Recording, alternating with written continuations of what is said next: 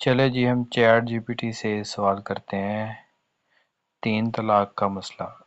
اس سے سوال کرتے ہیں اور دیکھتے ہیں یہ کیا جواب دیتا ہے۔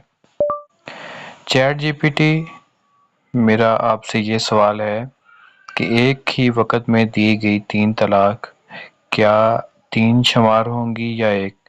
اسلامی شریعت میں اس کا کیا جواب ہے؟ صرف اور صرف قرآن اور صحیح حدیث سے اس کا جواب دینا ہے، کسی بھی مسلک یا فرقے کی رائے پیش نہیں کرنی، صرف اور صرف قرآن مجید یا صرف صحیح حدیث یا صحیح سنت سے اس کا جواب دینا ہے۔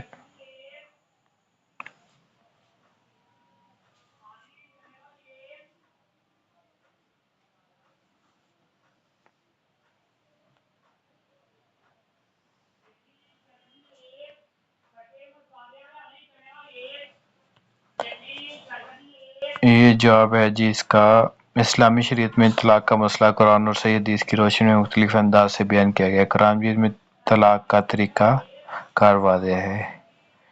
یہ پہلے اس نے یہ بتایا کہ جس کے بعد رجوع ہو سکتا ہے، یعنی کہ 2 طلاق کے بعد صلح ہو سکتی ہے۔ سورہ بقرہ آیت نمبر 229۔ یا تو 2 طلاق کے بعد رجوع کر لینا ہے یا تیسری دے کے چھوڑ دینا ہے۔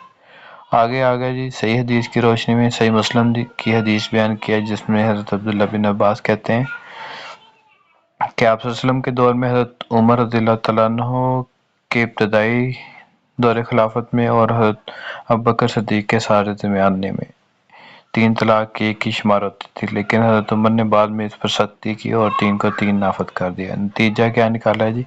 قرآن مجید کے مطابق طلاق کا صحیح طریقہ ایک بار طلاق دینا ہے اور عدت کے دوران یا اس کے بعد رجوع کرنا یا علیحدگی کا فیصلہ کرنا ہے۔ صحیح حدیث میں واضح ہے کہ رسول اللہ صلی اللہ علیہ وسلم کے زمانے میں ایک ہی وقت میں دی گئی 3 طلاق کی ایک شمار ہوتی تھی، لیکن حضرت عمر کے زمانے میں 3 کو نافذ کیا گیا۔ لہذا قرآن اور صحیح حدیث کی روشنی میں ایک ہی وقت میں دی گئی 3 طلاقیں ایک شمار ہوگی۔ ٹھیک ہے جی۔ تو کیا حضرت عمر رضی اللہ تعالیٰ عنہ کا جو فیصلہ تھا وہ تعزیری تھا، یعنی کہ سزا کے طور پر تھا؟ تعزیری لکھنا تھا، تعزیری۔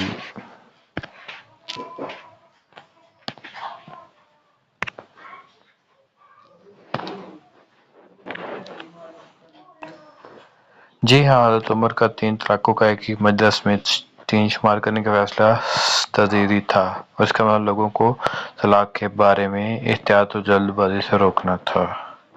حضرت عمر نے دیکھا کہ لوگ طلاق کے شرعی طریقہ کو صحیح طرح سے نہیں سمجھ رہے اور ایک ہی وقت میں 3 طلاقیں دینے لگے ہیں، جو شریعت کی روح کے خلاف تھا۔ اس لیے انہوں نے لوگوں کی اصلاح کے لیے تعزیری طور پر، یعنی کہ سزا کے طور پر 3 طلاقوں نافذ کیا تاکہ لوگ اس معاملے میں محتاط رہیں۔ باقی اس نے صحیح مسلم کی حدیث بیان کی کہ حضرت عمر بن خطاب رضی اللہ تعالیٰ عنہ کے زمانے میں لوگ 3 طلاقیں ایک ہی وقت میں دینے لگے تو حضرت عمر نے فرمایا لوگ ایک ہی اہم معاملے میں جلد بازی کر رہے ہیں جس میں انہیں نرمی سے کام لینا چاہیے تھا، تو اگر ہم انہیں نافذ کر دیں۔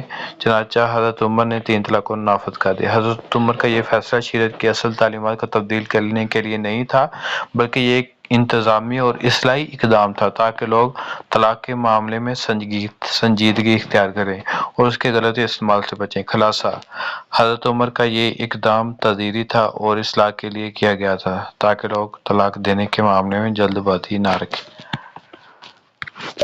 اگر آج کوئی مسلمان اپنی بیوی کو ایک وقت میں 3 طلاق دیتا ہے تو کیا وہ ایک شمار ہوگی؟